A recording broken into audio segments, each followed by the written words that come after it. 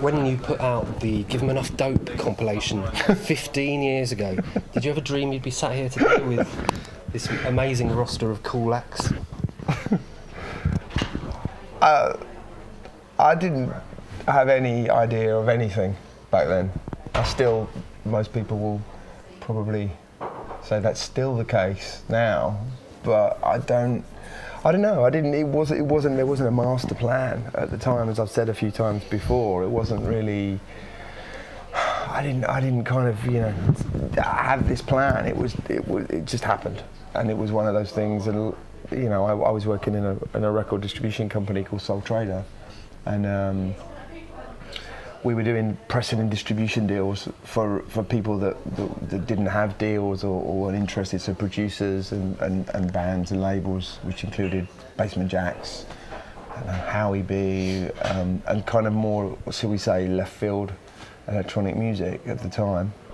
And one day I just said, let's do a compilation album of all of the bands that we work with, and that became Give 'Em Enough Dope. I'd always had the name Wall of Sound kind of lurking in the back of my mind, because I'm a big fan of people that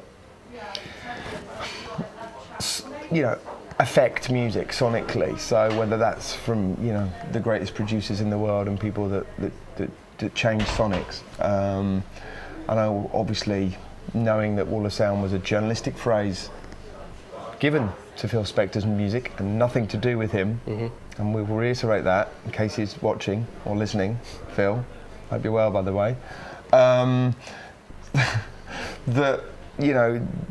don't know, it just was there. I remember picking the vinyl of the album out of the box in the warehouse and just standing there staring at it thinking, what is this? What have I done? But I knew at that moment that was it, that my life was going to change. And it did. Yeah, because you soon picked up acts like The Wise Guys and Jacques Lacan and Propellerheads. Yeah, I mean, it was weird because in the beginning there wasn't really, like I said, we didn't have any artists. So, I went in the studio and made the first ever Wall of Sound record. And then from there, it was like-minded people.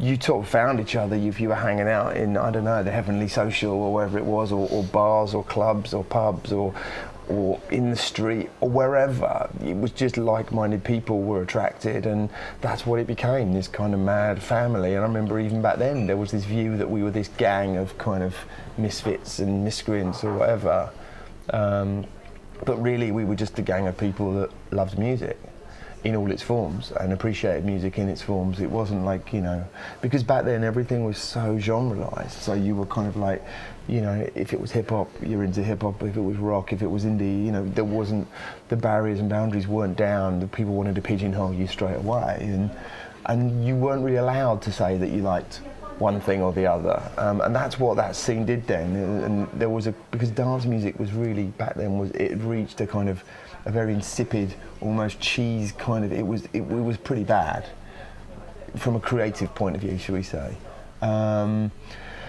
And so there was that kind of almost revolution there in throwing, other sonics and in with electronics and giving it energy, and that's what it was. And the majority of the people that were like-minded, had an appreciation of different musical forms and wanted to express that.